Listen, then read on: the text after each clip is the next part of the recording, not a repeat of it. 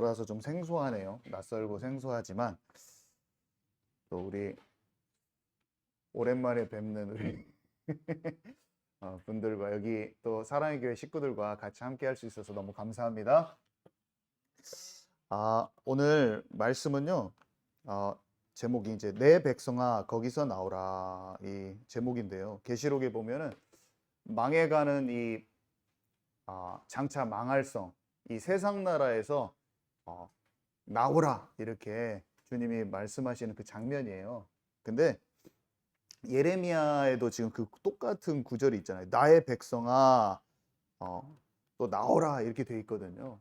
그러니까 출애굽하기 전에 이스라엘 백성들이 바벨론의 포로로 잡혀가는 거 혹시 아시죠? 이게 남유다 백성들이 포로로 잡혀가잖아요. 근데 그 바벨론은 결국에 페르시아한테 완전히 박살이 나버려요. 망해버려요. 근데 이 남유다 백성들은 바벨론에 지금 엄청 시달리다가 막 끌려가고 막 이렇게 돼 있단 말이에요. 근데 이 바벨론이 곧 망할 것이니 너희들 거기서 빨리 나와라, 돌아와라 이렇게 말씀하시는 그 장면, 그게 예레미야의 내용이란 말이에요. 근데 이게 지금 똑같습니다. 똑같아요. 상황만 다르지. 역사에 하나님께서, 제가 지난주에 하나님의 복선 이렇게 해가지고 제가 말씀을 전했는데, 역사적으로 앞에 있었던 사건이 장차 일어날 일을 얘기하고 있는 것이다. 제가 이렇게 설명을 한번 드렸었잖아요. 그래서 남유다가 멸망할 때 바벨론에 이렇게 끌려갔다가 돌아온 그 장면이 마지막 때를 보여주고 있어요. 영적으로는. 이게 차츰 얘기가 이해가 갈 겁니다. 지금 계속 제가 시리즈로 해오던 거여서 지금 제가 계속 남유다 멸망에 대해서 계속 해왔거든요. 근데 오늘 말씀을 통해서 뭘 하려고 하냐면, 이 남유다 멸망이 지금 현재 마지막 때 세상 나라에서 나오기를 바라는 그 하나님의 마음이 지금도 똑같다라는 걸 지금 말하려고 하는 거예요. 근데 성경에 이 두 구절이 딱 100구를 이루어버리는 거예요. 100구를 이루어버리는 거예요. 바벨론에서 나오라! 거기 있지 말고 진노를 피해라! 이 말하고, 계시록 마지막 때 이 세상 나라에서, 세상 나라 바벨론에서, 바벨론 성읍 음녀 바벨론, 너희들은 음녀가 아니야, 신부야. 음녀가 속해 있는 그 바벨론이랑 음녀랑 같은 거거든요. 이 세상 나라에 속해 있는 사람이 또 음녀예요. 그래서 너희들은 음녀가 되지 말고 신부가 돼야 돼, 이 말을 하는 내용이에요. 그래서 그 두 똑같이 얘기하는 겁니다. 자, 서론에 보니까 제가 막 무슨 정치와 전쟁 그리고 AI 뉴스가 지금 인터넷에 가득합니다. 지금 특히 이번 주에 저한테 이 알고리즘에 뜨는 게 전부 다 정치와 전쟁과 AI 뉴스야. 제가 기독교 채널을 다 구독을 하고 있는데 전부 다 정치와 전쟁과 지금 이란과 이스라엘이 싸우고 있잖아요. 아시죠? 지금 무력 충돌이 지금 6일째인데 이스라엘이 지금 이란의 핵시설을 공습했단 말이에요. 그래서 지금 난리도 아니에요. 근데 사람들이 막 무슨 얘기를 하냐면, 기독교 채널들에서 막 이 말이 많아. 이게 막 3차 세계대전으로 이어집니다. 막 이런 얘기가 막 써 있고, 그 제가 다 안 봤지만 제목에 막 써 있어요. 그리고 막 무슨 이게 누가 적그리스도고 막 이런 말도 많이 써 있고, 또 여러 가지 말들이 써 있어요. 근데 그런 것들을 어떻게 성경적으로 이해해야 되냐, 좀 제가 설명을 좀 드리려고 해요. 그러니까 그냥 성경에 근거해서 성경은 뭐라고 말하냐. 사람들이 이렇게 말하는데, 사람들은 유튜브에서 막 이렇게 말하고 있는데, 우리는 그것을 성경적으로 어떻게 봐야 될까요? 여기에 대해서 간단하게 좀 얘기를 하고, 그 다음에 본론에 들어가서 오늘 내용을 하고자 합니다. 다 연결되어 있는 내용이에요. 아멘이시죠? 네, 그래서 계시록 13장을 한번 봐볼게요. 여기는 무조건 알아야 돼요. 여러분과 저는 알아야 돼요.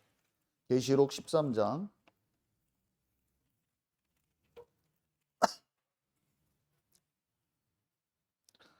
13장 1절에서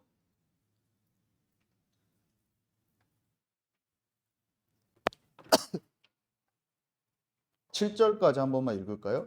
그냥 같이 한 목소리 읽을게요. 13장 1절에서 7절까지 우리 함께 읽도록 하겠습니다. 시작. 내가 보니 바다에서 한 짐승이 나오는데 뿔이 열이요 머리가 일곱이라. 그 뿔에는 열 왕관이 있고 그 머리들에는 신성모독하는 이름들이 있더라. 내가 본 짐승은 표범과 비슷하고 그 발은 곰의 발 같고 그 입은 사자의 입 같은데 용이 자기의 능력과 보좌와 큰 권세를 그에게 주었더라. 그의 머리 하나가 상하여 죽게 된 것 같더니 그 죽게 되었던 상처가 나음에 온 땅이 놀랍게 여겨 짐승을 따르고 용이 짐승에게 권세를 주므로 용에게 경배하며 짐승에게 경배하여 이르되 누가 이 짐승과 같으냐 누가 능히 이와 더불어 싸우리요 하더라. 또 짐승이 과장되고 신성모독을 말하는 입을 받고 또 42달 동안 일할 권세를 받으니라. 짐승이 입을 벌려 하나님을 향하여 비방하되 그의 이름과 그의 장막 곧 하늘에 사는 자들을 비방하더라. 또 권세를 받아 성도들과 싸워 이기게 되고 각 족속과 백성과 방언과 나라를 다스리는 권세를 받으니. 네. 이게 보면은 제가 참 어렸을 때부터 이게 많이 듣기도 하고 사람들이 얘기하는 거 이런 거 많이 들었는데요. 도대체 이해가 안 가더라고요, 저는. 왜 그러냐면 이런 흉측한 괴물이 나타나서 나중에 나를 공격하나?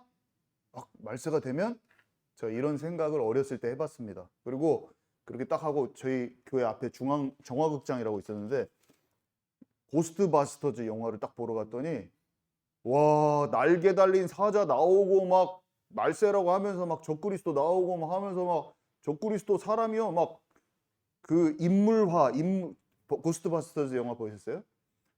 주일에는 예배드리고 이제 그 바로 앞에 영화 보러 가요. 그러면은 그 그림에서 화가 그가 그려놓은 그 그림 그 사람이 나와가지고 막 적그리스도예요, 그 사람이. 가가지고 말세 때 막 그 여기에 나오는 막 그 짐승들 있잖아요. 막 표범 막 그런 게 막 그 짐승들이 막 나오고 막 다 돌아다니는 거야. 그 내가 그걸 보면서 성경하고 딱 연결이 되면서 어렸을 때 무슨 생각했냐면 마지막 때 막 이런 게 돌아다니나? 막 이런 생각을 제가 어렸을 때 했단 말이에요. 초등학교 때. 다 엉뚱한 발상이었죠. 엉뚱한 발상이었어. 그런 게 아니더라고요. 이거는 사람이에요, 사람. 왕들, 정치인들을 뜻합니다. 짐승은. 그 나라와 국가와 왕들을 뜻합니다, 여러분. 아멘이십니까? 이유는 왜 그러냐 도대체? 왜 그게 그러면 종영 목사님 뭐다고 이렇게 확신을 가지고 그렇게 말씀하세요? 그럼 지금 그런 게 막 나타나가지고 우리 공격하면 어떨 거예요? 마지막 날에. 사람이에요, 사람. 왜냐하면 다니엘서에 보면 다니엘서 11장 같은 데 보면 다니엘이 바벨론 제국에 있을 때 바벨론 다음 나라가 메데바사, 페르시아 나라고 그 다음 나라는 헬라 제국이에요. 그 다음이 로마예요. 아시죠? 이거? 바벨론 다음 나라가 페르시아, 그 다음에 헬라 제국, 그 다음에 로마였어요. 실제로 예수님 오기 전에 500년 전에 BC 500년 전 이때 실제 있었던 나라고 그때 당시에 최강대국, 전 세계를 지배했던 나라들이란 말이에요. 그 나라들이. 근데 바벨론 때에 다니엘이 환상을 봤는데 꿈에 숫 양하고 숫 염소가 나왔는데 둘이 빵 싸우는 거예요. 근데 숫 양이 있는데 그 숫 양을 갖다가 뿔 달린 염소가 가지고 들이받아 가지고 얘가 완전히 밟힌 거예요. 그러면서 그 들이받은 숫 염소 머리에 뿔이 4개가 딱 나더니 갑자기 그 중에 4개 중에 하나가 조그만 뿔이 딱 나더니 그것이 다른 거를 다 제압시키고 막 이런 내용이 나오는 거예요. 뭐야 이게? 바벨론 시대 때 꾼 거예요. 환상을 본 거예요. 다니엘서 11장 15절부터 보면은 가브리엘 천사가 딱 와. 그래가지고 그 꿈을 해석을 해줍니다. 그래서 가브리엘 천사가 뭐라고 해주냐? 순양은 당신 지금 바벨론 다음 나라에 있는 메데바사란 나라요. 순 양을 빡 들이받은 순 염소는 헬라 제국이요, 그리스 제국이요. 헬라 제국이 그리스 제국이거든요. 이렇게 알려줍니다. 너무 놀랍지 않으세요? 지금 우리는 로마를 지나서 지금 마지막 때를 살고 있을 때 보니까, 역사에 다 기록되어 있는 걸 보니까 그런가 보다 하는데, 지금 다니엘의 입장에서는 이 두 나라가 아직 오지 않는 시대예요. 근데 그 오지 않는 시대의 이름까지 말해줬어, 가브리엘 천사가. 그러면서 이 뿔은 헬라 제국이 4개로 나눠질 것이다. 4개로 나눠진다. 왕국이 4개로 나눠지고, 나중에 한 왕국에서 한 왕이 등장해서 완전히 그 성소를 다 회파하고 막 예루살렘을 막 완전히 밟아버리는 거예요, 그 왕이. 근데 이 실제 역사가 아주 그대로 정확하게 역사에 이루어져 버렸어요. 그래서 사람들이 다니엘서 11장을 보고 놀래 자빠져 버리는 거예요. 예언 중에서 아주 강력하고 정확하게 맞추는 데가 다니엘서 11장입니다, 여러분. 그것도 미래를. 그래서 성경을 우리가 봤을 때, 여러분 공부 한번 해보세요. 헬라 제국 책 한 권 사서 공부해보세요. 고대 근동 지역의 역사서는 많이 다루지 않아요, 사실. 왜냐하면 로마 이후로만 많이 다뤄. 제가 리아 거 세계사를 봐도 그래요. 별로 많이 안 다뤄. 되게 짧게 다루거든요. 근데 다 있어요. 인터넷 찾아보면 다 나와요, 그 역사가. 이야, 제가 그거를 한번 공부해보고 나서 진짜 신기하더라고. 근데 이 뿔에 지금 10뿔 가진 짐승이 요한계시록에 나온단 말이에요. 근데 마지막 때에 등장하는 그 제국을 뜻해요. 짐승이라는 건 아까 나라였잖아요. 메데바사라는 그때 당대를 지배하는 나라가 하나의 짐승으로 표현되어 있단 말이에요. 그리고 그 짐승의 뿔은 뭐였어요? 그 왕국이 분리되는 거예요. 뭔가 통치가 권역이 나눠지는 걸 뜻하는 거예요. 그래서 사람들이 뭐라고 생각하냐? 계시록에 등장하는 짐승, 10뿔 달린 짐승은 장차 마지막 때의 왕국을 뜻하고, 마지막 때 전 세계가 10개의 권역으로 분리돼서 대통령 같은 그 지도자들이 다스리는데, 그 중에 작은 뿔 하나, 헬라 제국에서 그 에피파네스라고 하는 안티오쿠스 4세, 진짜 나쁜 왕이 있었거든요. 예루살렘 성소를 짓밟고 돼지 피 뿌리고 막 율법 다 제사 못 드리고 한 그 왕이 마지막 때 그런 정치적인 인물이 나타나서 세상을 그렇게 하고 이스라엘을 괴롭힐 것이다 라고 다 예측을 해요. 그 예측을 하는 근거가 다니엘서 11장이에요, 여러분. 이런 단순한 것을 제가 몰라서 맨날 헷갈리고, 제가 알고 나서 지금 알려드리는 거예요. 해석을 누가 했습니까? 제가 했습니까? 가브리엘 천사가 했습니까? 가브리엘 천사가 말한 것을 알고 요한계시록 그렇게 해석하는 게 합당합니까? 합당하지 않습니까, 여러분? 저는 완전 합당하다고 생각해요. 그래서 그냥 그것을 저는 그렇게 생각했어요. 깨달았어요. 고스트 바스터즈 같이 안 나오는구나. 사람이 되겠구나. 나쁜 정치인. 세상의 권력을 잡은 사람이 이스라엘도 공격하고 하겠다는 것을 정확히 알았습니다. 그래서 하나님은 환상을 주실 때 상징을 가지고 주셨고, 그 상징을 해석하셨어요. 천사를 통해서. 그래서 저는 정확히 정치인이라고 지금 믿고 있어요. 그래서 그렇게 사람들이 막 얘기를 해요. 트럼프가 막 적그리스도라고 해요, 누가. 그 다음에 또 사우디아라비아 왕세자 빈살만이 또 적그리스도라고 사람들이 하고, 또 누구라냐, 마크롱, 임마누엘 마크롱이라고 프랑스 대통령이 있어요. 그 사람이라고 하고, 또 트럼프 사위 쿠시너라고 있어요. 그 사람을 적그리스도라고 해요. 거기까지는 너무 같다. 내가 그럴 수 있다고 가정은 할 수 있지만 너무 같다라고 저는 생각합니다. 왜냐하면 조금 더 두고 봐야 돼. 정치인을 그렇게 생각할 수 있다는 것은, 적그리스도로 볼 수 있다는 것은 영적인 사람이에요. 뭔가 가브리엘 천사의 해석을 믿고는 있는 사람이야. 근데 두 번째 짐승이나 어떤 이 사람들이 짐승의 우상을 만들고 한일회가 언제 들어가는지 확인이 된 다음에 그 다음에 뭔가를 얘기해야 되는 거예요. 근데 그런 것에 대해서 합당하게 얘기하는 사람도 있어요. 근데 그거를 내가 성경을 기준을 가지고 그 사람이 생각하는 그 사람이 이제 그런 거 쏙 빼고 얘기하기 때문에 내가 성경적인 기준을 말씀의 기준을 갖고 있어야 된다고 저는 생각합니다. 아멘이십니까? 그래서 말 잘하는 사람이 막 그래프 잘 그려놓고 막 내가 모르는 얘기 정치 얘기 막 잘한다고 그 사람을 다 믿어야 될까요? 생각해 봐야 될까요?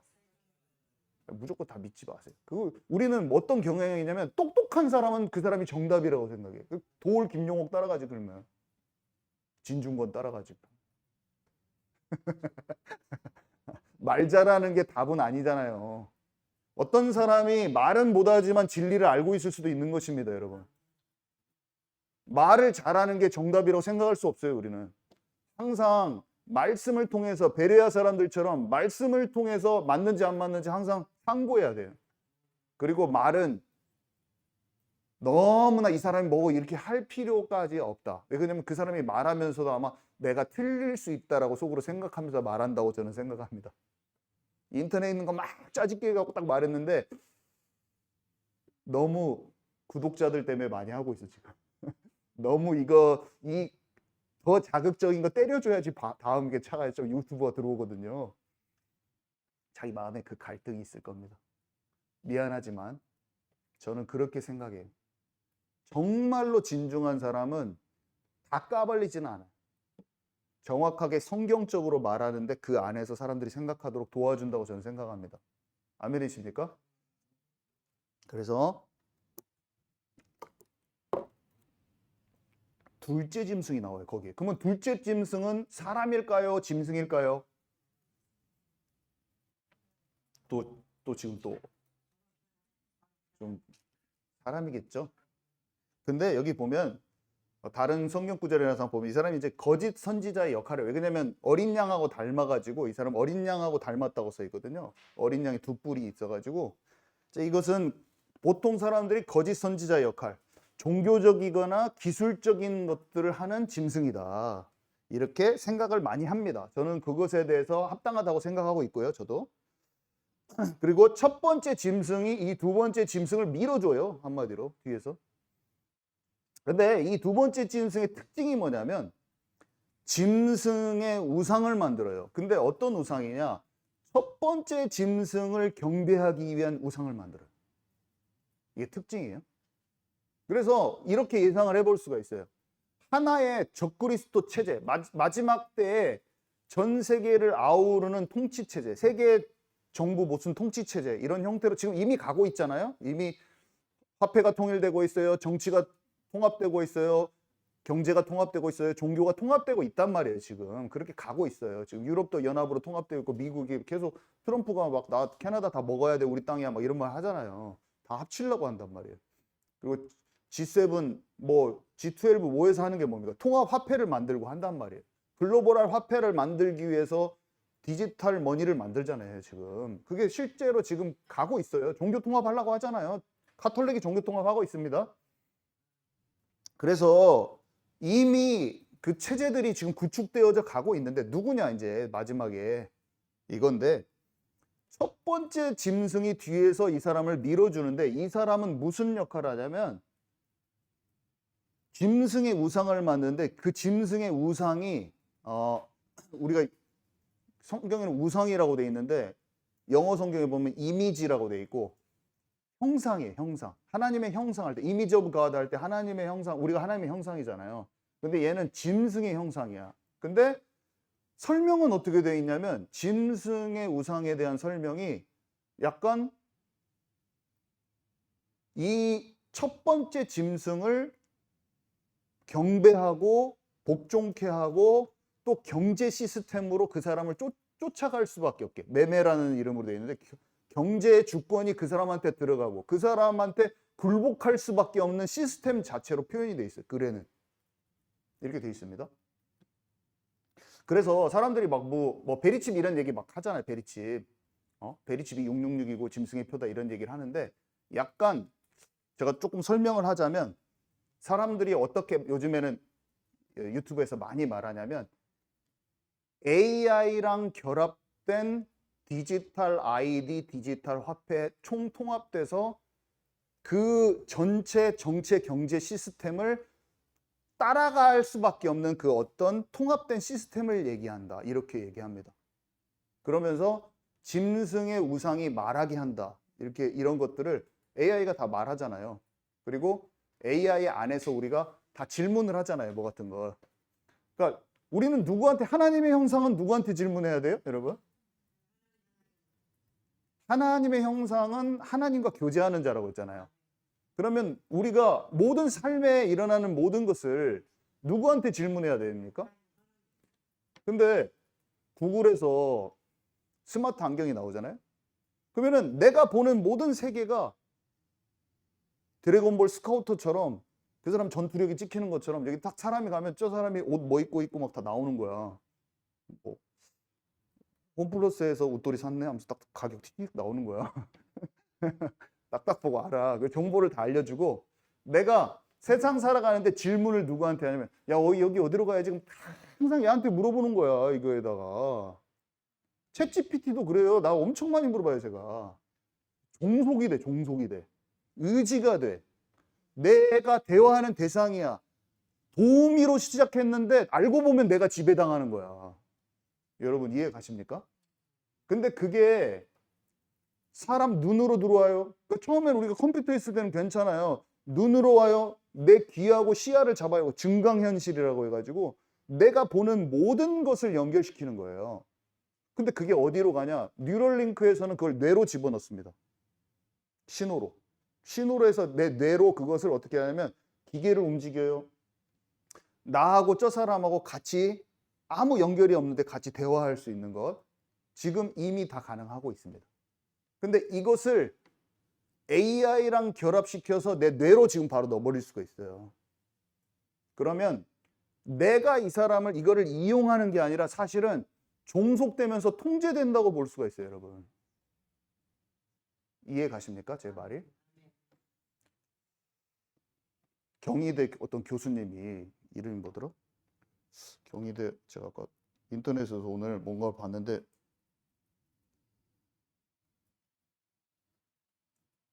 휴머노이드라는 책을 쓴 김상균 교수, 경희대 교수님인데 스위스 루체른 성당에서 카톨릭은 고해성사하는 고해소가 있잖아요, 여러분.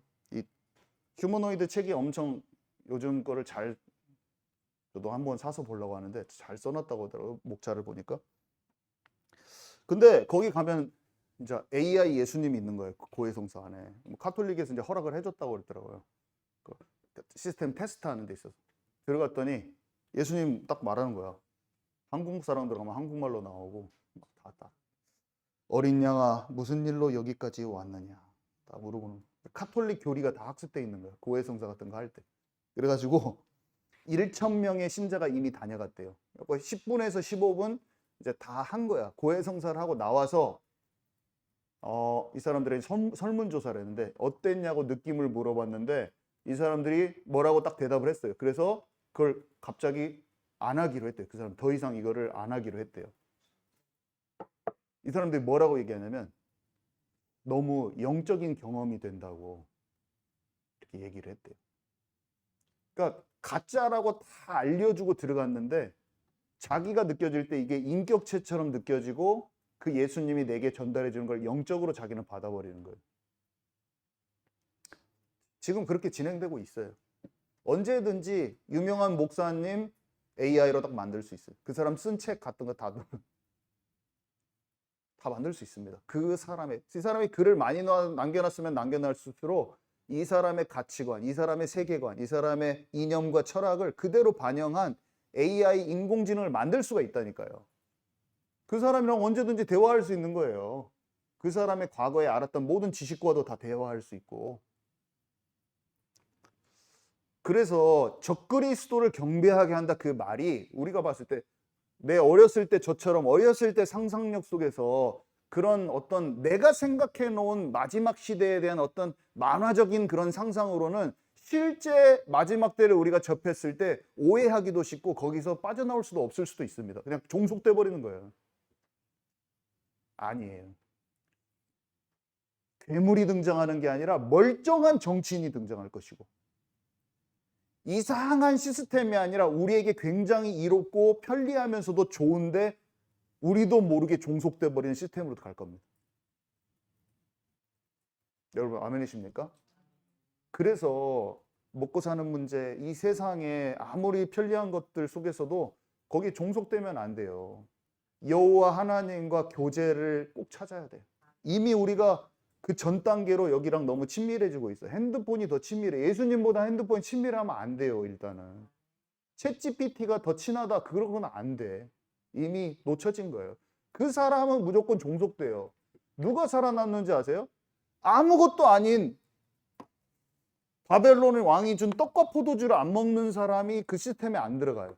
작은 것에 거절할 수 있는 사람이 마지막에 진짜 찍으러 오거든요. 마지막에는 죽인다가 와요. 나중에는 이제 죽인다가 써 있거든요. 그 죽이기 전에 작은 것을 거부할 수 있는 사람이 이것을 거부할 수 있지, 그 전에 다 종속된 사람이 이것만 딱 내가 안 할래, 그렇게 안 된다니까요. 절대로. 그 전에 세상의 어두움의 문화나 세상의 어두움의 시스템이 그 전에 거절할 수 있어야 돼요. 그때 거절하면 사람들이 뭐라고 하냐? 야, 세상에 편한 건데 이거는 666 아닌데 뭘 거절하고 있어? 이렇게 나옵니다. 반드시. 근데 그때 거절하는 거예요, 여러분. 챗GPT 다 쓰는데 안 써. 쓸 수 있죠. 뭔가 들어오는 걸 내가 차단할 수 있어야 돼요. 작은 것을 거부하지 못하는 사람은 그날에 그것만 딱 거부 안 한다? 이미 영적 분별력이 없는 거예요. 여러분 아멘이십니까? 깨어나는 저와 여러분 되기 바랍니다. 깨어나세요. 자, 그래서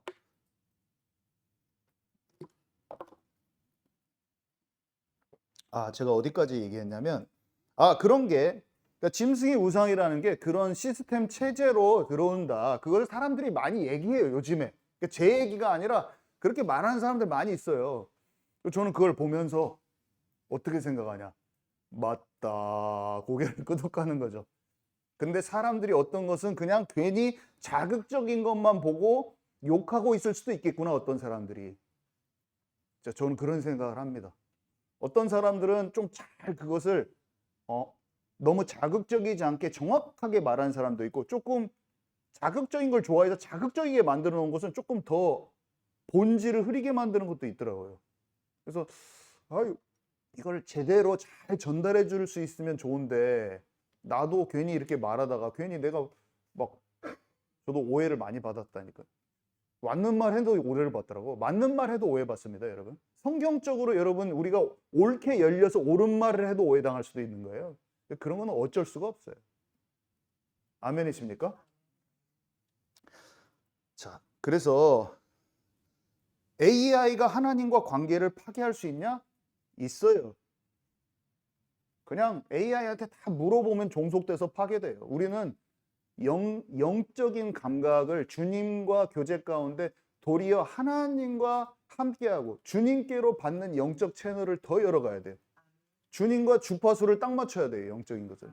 그래서 우리의 삶의 많은 것들을 우리의 생각대로 좀 하지 말고, 우리의 생각으로 하면 인본이 되잖아요. 또 금세 하나님의 뜻과 계획을 항상 물어서 모든 전쟁에서 승리했던 다윗과 같이 전쟁은 여호와께 속한 것인 것을 알고 항상 주님께 묻고 승리하는 저와 여러분 되기 바랍니다. 네, 그래서 본론으로 들어가겠습니다. 그러면 본론은 좀 같이 읽어볼 건데요. 거기로 눈으로 쭉 따라오시면 돼요. 바벨론 포로 시기하고 이 엔드 타임이 같다는 거예요. 뭐가 같다는 거니까 그 세상 나라에서 나와야 될 게 같은 거예요. 엔드 타임 때, 엔드 타임은 지금 마지막 때, 지금을 지금 말하는 거예요. 마지막 때도 바벨론에서 나와야 되는 거예요. 이 세상 나라에서 나와야 돼요. 이 세상 나라, 사실은 보이기에는 세상 나라지만 속 안에는 뭐예요? 하나님 나라가 아닌 어둠의 나라, 흑암의 나라, 결국에는 사탄의 나라. 여기서 나와야 되잖아요, 우리는. 그러니까 우리는 거기서 나와야 돼. 똑같아요, 메시지가. 그래서 1번, 그 바벨론 포로가 되었던 남유다의 그 영적 상태를 한번 봐봅시다. 그 남유다의 상태가 뭐였습니까? 예루살렘은 어떤 곳이었어요? 하나님이 아브라함을 통해서 내 백성 삼고자 했던 곳이잖아요. 내 백성, 너희는 시온에 따라 내 딸아, 너는 신부야. 예루살렘은 정체성이 신부예요, 신부. 제사장 나라, 제사장 나라. 그 예루살렘이 나중에 새 예루살렘이 되잖아요. 나하고 진짜 함께 하자. 응? 근데 그 신부의 정체성을 놓쳐서 우상숭배를 했기 때문에 70년의 그 포로 기간이 있었던 거잖아요. 그런데도 이사야는 뭐라고 했습니까? 일어나라, 빛을 발하라. 그렇게 돼 있는 상황에서도 이 희망의 메시지 이사야가 줬잖아요. 일어나라, 빛을 발하라. 여호와의 영광이 너에게 임하였다. 자, 그리고 지금 왜 성전이 다 파괴가 됐습니까? 성전의 그 의미를 놓쳤기 때문이잖아요. 성전은요, 전부 다 예수 그리스도예요. 그냥 성전은 그냥 기구들부터 해가지고 지성소 자체, 어린 양의 피제사 전부 다 예수 그리스도예요. 근데 이 성전의 의미를 몰랐어요. 그렇죠? 스룹바벨 성전을 지었을 때, 그 놓쳐졌을 때 학계가 뭐라고 말합니까? 이 성전의 영광, 이 나중 성전의 영광을 얘기하잖아요. 나중 성전의 그 영광이 훨씬 크다고 이렇게 얘기하는 장면 아시죠? 어떻게 됩니까? 나중에 어떻게 되죠? 예수님이 오셔서 우리가 성전이 되잖아요. 그죠? 스룹바벨 성전을 놓고 에스겔 성전에 대한 예언도 받고, 그 다음에 장차 올 새 예루살렘이 있잖아요. 그죠?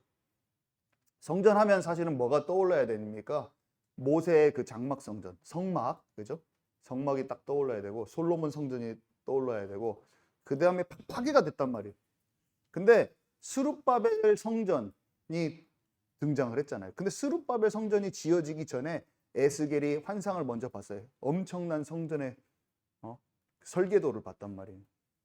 왜 이렇게 성전을 갖고 얘기하는 거예요? 주님은 성전 자체가 언약 자체이고 예수님 자체이고 예수님과 우리의 관계를 뜻하는 거예요. 성전은 내가 너를 성전 삼고 이렇게 얘기하셨고, 예수님이 내가 성전이다라고 말씀하셨어요.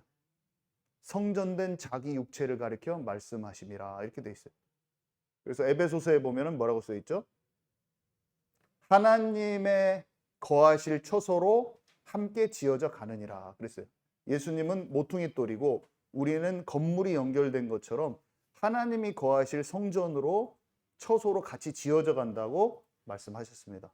그래서 성전은 예수님을 본래 뜻하기도 하고 예수님과 우리와의 살아있는 관계를 뜻해요. 그래서 예수님 어린 양 피 바르고 지성소 깊은 데로 들어가잖아요. 그러니까 하나님의 임재 가운데로 들어가고, 그 다음에 예수님이 내 안에 가장 깊은 곳 중심에 오신단 말이에요. 똑같아요. 내가 들어가고 그분이 내 안에 들어오고. 그래서 너희가 내 안에 거하고 내가 너희 안에 거하면 너희가 나의 참 제자가 되리라. 이걸 다 알고 성전에 관한 관계를 다 인식하면서 주님이 던진 말이란 말이에요. 아멘이시죠? 자, 그래서요, 신부가 새 예루살렘 성에 대해서는 주님 말씀하시죠. 신부가 단장한 것과 같더라. 새 예루살렘 성이 결국에 성전이고 그 안에 들어있는 게 다 성전인데 그 모습을 봤더니 단장한 신부와 같더라. 이렇게 말씀하셨습니다. 자, 근데 이런 걸 다 몰랐죠. 자, 뒷장에 보시면, 그래서 예루살렘은 결국 하나님의 백성을 뜻해요. 신약에서는 우리 믿는 자를 뜻해요. 그래서 우리는 그들이 갖고 있었던 뭔가 놓쳐버린 형식화된 예배를 벗어나야 된다는 거예요. 그래서 어떻게 계속 말세에 대해서 성경에는 뭐라고 바울이랑 얘기합니까? 허탄한 이야기를 좀 벗어나래요. 인터넷에 잡설이 많은 거예요. 잡설이. 가짜 이야기. 집중 안 해도 될 신화. 집중 안 해도 될 다른 사람 이야기. 이런 이야기 저런 이야기가 엄청 넘치고 재밌죠. 근데 우리의 인생이 짧은데 허송 세월을 보내는 거예요. 가만히 생각을 해봐요. 나중에 주님께 갔는데 너무나 시간을 낭비한 거야. 저는 좀 이미 낭비를 많이 했어요. 그래서 이제 제발 지금부터라도 낭비를 안 하고 싶은 마음이 있어요. 근데 살짝 잘못 오면 시간 가버려 다. 그러면은 우리에게 주어진 재능과 시간과 에너지와 달란트를 다 낭비하고 땅바닥에 묻어뒀다가 열매 없는 인생. 하나님은 이렇게 꽃밭을 크게 가꾸도록 나를 창조하셨는데 여기다 하나 다육이 하나 키웠어. 한 개. 꽃도 안 펴. 다육이요. 정원을 가꾸도록 하나님이 하셨는데 본래 주신 대로 열매 맺읍시다. 네, 우리가 저도 생각을 한다니까요. 그리고 경건의 모양은 있지만 경건의 능력이 없는 교회들이 많다는 거예요. 뭐예요? 막 예수님은 다 믿는다고 해. 교회도 열심히 나와. 근데 삶은 하나님과 가깝지 않아. 방종으로 가버려. 아무도 모르는 거예요, 그거는. 아무도 모를 수 있어요. 제가 이렇게 말하고 뒤에서 다른 짓 하는지 어떻게 알아요? 목사님도 다 숨길 수 있어요. 심지어는 같이 사는 부인한테도 숨길 수가 있어. 제가 봤을 때는. 부인은 좀 숨기기는 힘든데 열심히 노력하면 숨길 수 있어요. 제가 보면. 그래봤자 천국 CCTV가 다 찍고 있어. 그래갖고 어차피 다 들통나게 돼 있어. 정직한 영을 새롭게 하옵소서. 아멘이십니까? 바벨론 체제를 의지하는 청년들 제가 이렇게 써놨는데 그냥 이 세상 시스템 자체에 다 속해 사는 거죠. 그래서 거기에서 우리 교회 식구들은 진짜 벗어나는 청년들 되기 바랍니다. 청년의 때의 여호와를 기억하기 바랍니다. 자, 그리고 두 번째, 그래서 지금 남유다 때 얘기를 했지만 지금 마지막 때 얘기를 해보고 싶은데요. 여기도 바벨론에 끌려갈 때 유다 백성들 모습을 살짝 또 살펴봅시다. 제가 이거를 다시 확인하면서 얼마나 요즘 세대하고 똑같은지. 사람들은요, 그 요시야, 그 남유다 말기는 다 요시야와 그 아들들 손자 얘기거든요. 근데 요아스, 뭐 요아야김, 시드기야, 요아야김 뭐 이런 사람들이 다 요시야 왕의 자손들이거든요. 근데 그들이 다 남유다의 그 맨 마지막 그 포로로 잡혀갈 때 그때 인물들이에요. 근데 이 사람들이 어땠냐면, 그러니까 이거 보면서 마지막 때 사람들이 국가 지도자를 세울 때 이런 식으로 세우겠고 정치인들을 보는 입장도 이러겠고 정치인들은 또 이러겠구나 딱 가슴에 꽂혀오더라고요. 제가 다시 생각해 보면서 사람들이 어떻게 하냐면 살아남으려고 하잖아요. 뭐 혼란스럽잖아. 막 자기 나라 막 그 바벨론한테 막 다 먹히려고 하고 막 힘들잖아요. 그러니까 요아스 왕을 세울 때 이 사람이면 될 것 같아. 이 사람이면 될 것 같아. 이 사람은 우리나라 살려줄 것 같아. 그렇고 그 인간의 기대로 세운 거야. 자기 좋을 대로 그 사람 세운 거야. 이 사람은 여기 지금 우리 국가 문제를 타개해 줄 것 같은 거예요. 근데 여호아스 왕이 좀 잘났거든요. 큰아들도 아닌데 셋째 아들인데 요시야 왕 셋째 아들인데 먼저 세워지잖아요. 그거는 사람들의 기대가 있었다는 거거든요. 좀 얘가 능력 있는 사람이에요, 조금. 근데 이 사람이, 그러니까 세워진 왕도 어떻게 할 수 있냐면 이 사람들이 진짜 하나님을 믿고 하나님의 마음에 합한 자로 움직이는 사람은 드물고 대부분은 자기 힘을 의지하고, 사람들은요 이 사람이 어떻게 해줬으면 바라고 있고요, 이 사람은요 하나님을 진짜 다윗처럼 전쟁이 여호와께 속한 것인 걸 모르고 어떻게 하냐면 자기 능력과 자기 인맥과 자기 정치적인 역량을 가지고 뭔가 하려고 하는 그런 사람들인 거예요. 사람한테 너무 기대하지 말기 바랍니다. 너무 사람들이 교회를 다녀도 정치적인 어떤 역량과 정치적인 것에 기대하려고 하는 게 너무 많아. 좀 벗어나시기 바랍니다. 그냥 놔두세요. 그 사람이 하나님 사람 아니면 그냥 국민에 참여만 하시고 놔두세요. 기대할 인물이 아니에요. 아멘이십니까? 그러면서 또 어떻게 하냐면 문제를 해결해 줄 것 같은 강대국한테 딱 의지하는 거예요. 이 왕들이.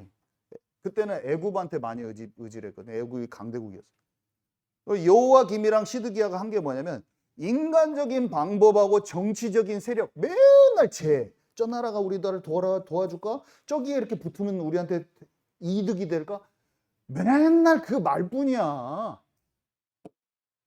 그리고 막 우리가 이걸 뭔가 해야 하잖아요. 그렇다고 가만히 있으면 안 되잖아요. 정치적인 걸 또 해야 되죠. 하나님 뜻도 구하지만 맨날 이 말이요.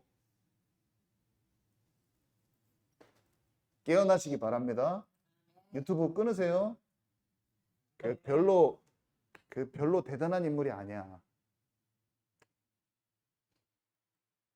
대단한 인물이 아니에요. 정치적인 그 태도가 훨씬 많아. 하나님을 믿어도요, 충분히 할 수 있어요. 그런 말. 근데 하나님을 빙자해서 내가 하고자 하는 말도 할 수도 있어, 사람은. 근데 그거는 잘 안 드러나. 그게 믿음이 좋은 것 같아.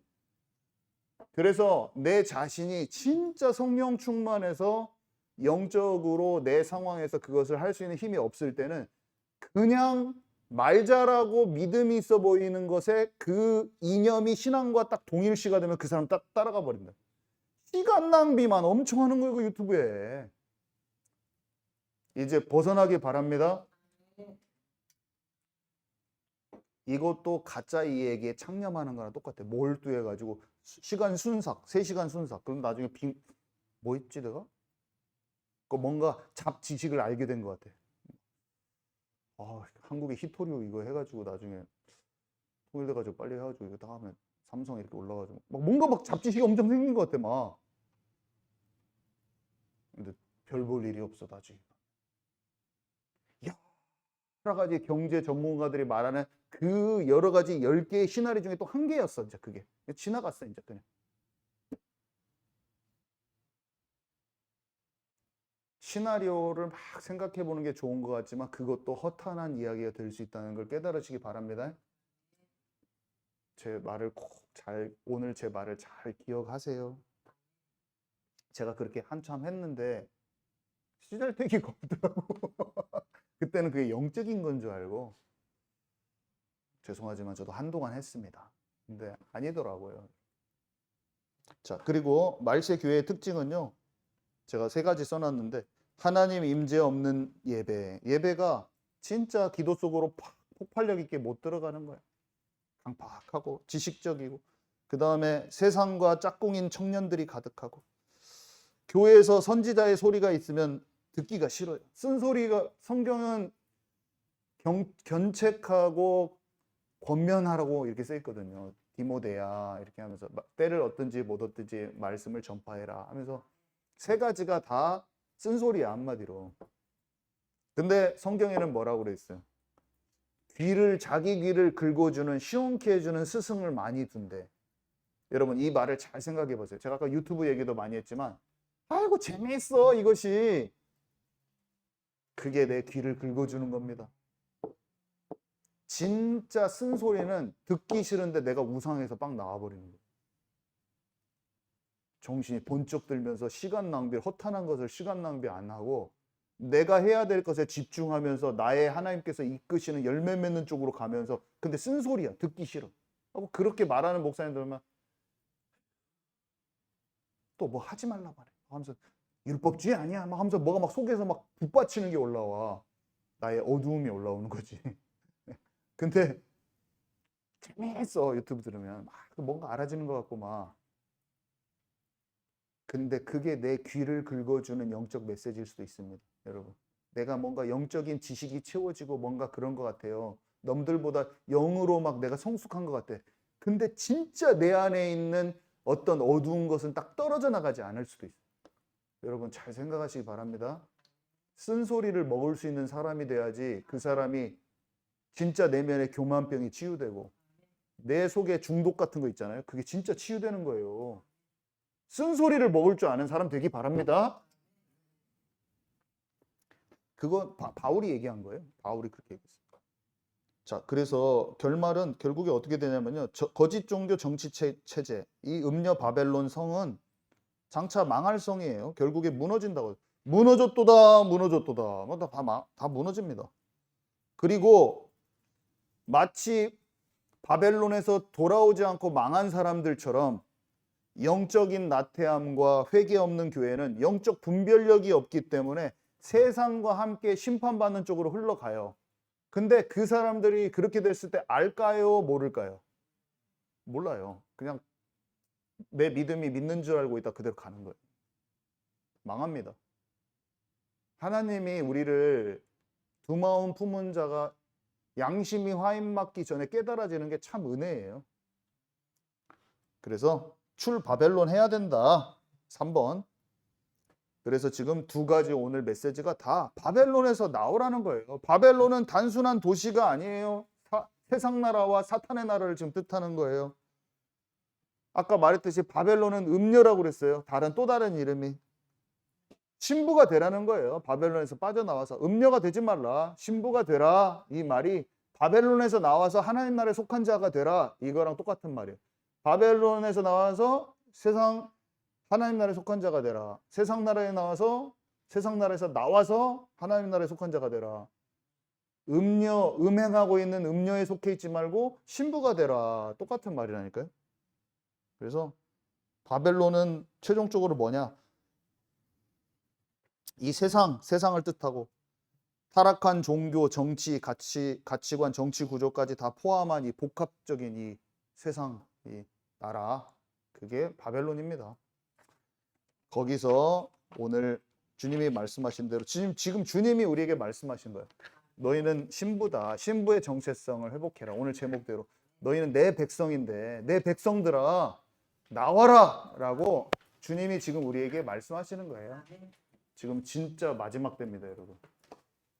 진짜 마지막 때. 우리 누가 기도십니까? 우리 나오셔서 기도 같이 함께 했으면 좋겠는데 우리 한번 이렇게 진짜 결단하는 기도라고. 하나님 진짜 하나님의 나라에 속한 자가 되기를 원합니다.